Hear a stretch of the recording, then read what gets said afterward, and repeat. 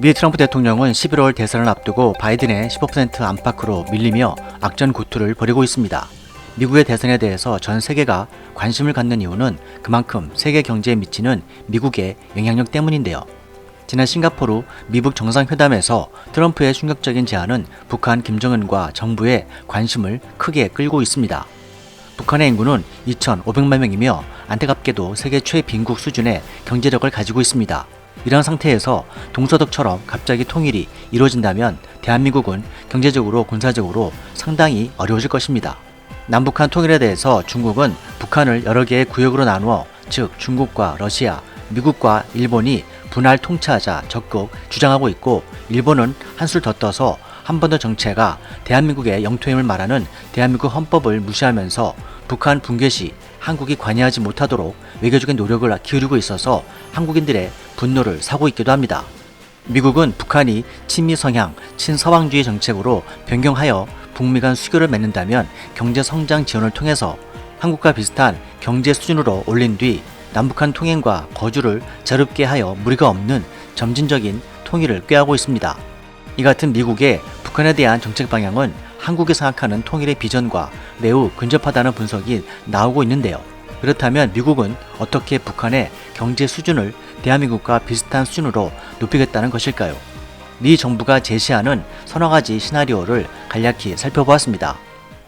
첫 번째는 스위스와 같은 북한 관광국가 프로젝트입니다. 미국은 북한을 스위스처럼 관광 대국으로 개발하고자 제안했습니다.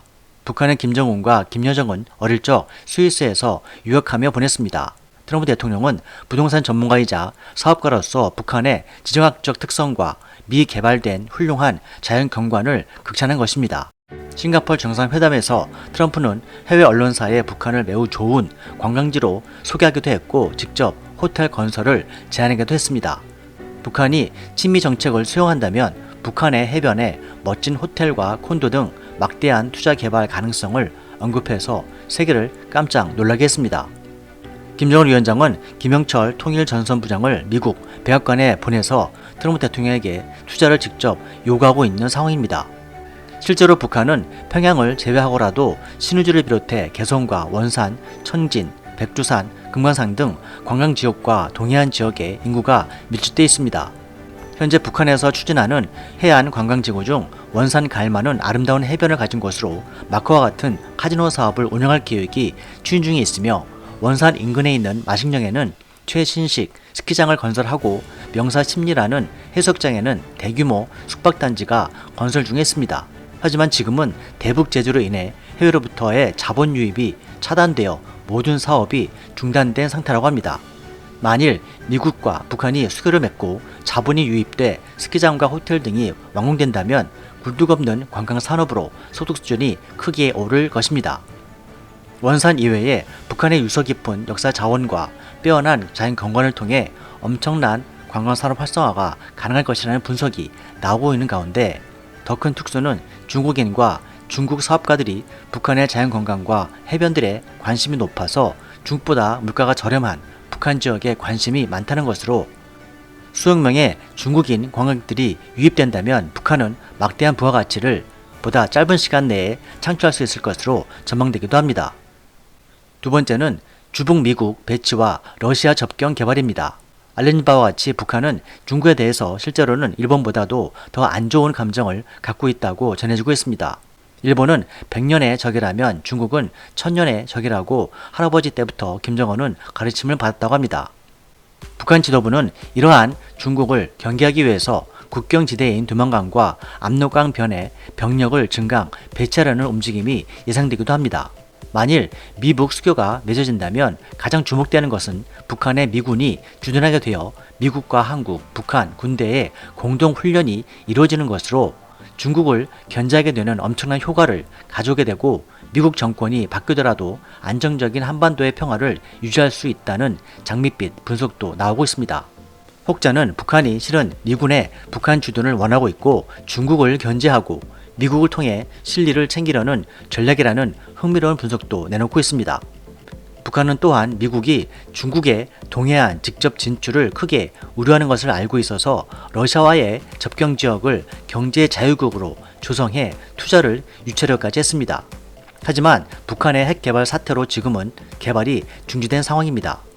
관심 있는 분들은 잘 아시겠지만 특히 낮은 선봉구역은 부산에서 출발해 동해선 철도가 시베리아 철도와 이어져 연결되는 곳에 위치하고 있어서 만일 수교가 이뤄진다면 유라시아 철도 물류가 이곳을 지나가게 되어 원산에서부터 동해안 철도를 타고 러시아 블라디보스토크까지 발전하게 된다면 중국의 동해 북태평양 진입의 완전한 차단은 물론 이 지역 중 천진시와 김책시에는 북한 최대 규모의 철강 산업이 있어서 한국의 기술과 맞물린다면 막대한 경제적인 이익을 가져다 줄 철강산업 전초 기지가 전망되기도 합니다. 양질의 철강을 러시아와 유럽, 중앙아시아로 수출할 수 있기 때문입니다. 만일 통일이 된다면 서울의 국제적인 입지는 더욱 커질 것이라는 분석도 나옵니다. 행정적인 측면에서 평양과 서울, 세종시 3경체제가 될 확률이 예상되는 가운데 서울에는 다국적 기업들이 지금의 몇 겁절 대거 구축될 가능성이 높고 8천만 한민족 한류 문화의 전진 기지로서 뉴욕과 파리, 런던 과 같은 국제적인 도시로 세계의 4차 산업을 리드할 선도 도시가 되고 아시아 최고의 최첨단 중심 도시가 될 것이란 전망도 나옵니다. 듣기만 해도 짜릿한 전망이 아닐 수 없습니다. 그런 때가 과연 올런지 물론 간단치 않은 일이지만 우리의 염원이 그렇다면 그렇게 될 거라고 주장합니다. 세계적인 투자의 규제 짐 로저스는 수십 년간 일본에 투자한 모든 것을 회수하고 한국 한반도 투자 5년 시나리오를 내며 한국에 주목하고 있습니다. 그는 온갖 세계적인 정보들의 흐름을 분석해서 누구도 투자한 적 없는 새로운 시장을 찾아내 과감하게 투자하는 것이 투자 성공의 요인이었다고 말합니다. 그는 역사와 현장은 철저히 맞물려 있다면서 역사 공부에 탁월한 투자고로서 2008년 글로벌 금융위기, 리먼 브라더스 사태, 중국의 부상을 100% 예측했습니다. 그리고 이제 그는 한반도를 주목하고 있습니다. 북한이 개방된다면 경제 위기가 닥쳐도 타격이 덜할 것으로 예측하면서 철도와 항만 건설로 일자리는 증가하고 저출산과 노령화 문제 해결도 전망하고 있습니다. 한국의 세계적인 기술과 자본, 북한의 자원과 노동력이 결합되었을 때 펼쳐질 역동적인 변화는 엄청난 파급 효과를 가져올 것이라고 강력하게 주장하고 있습니다.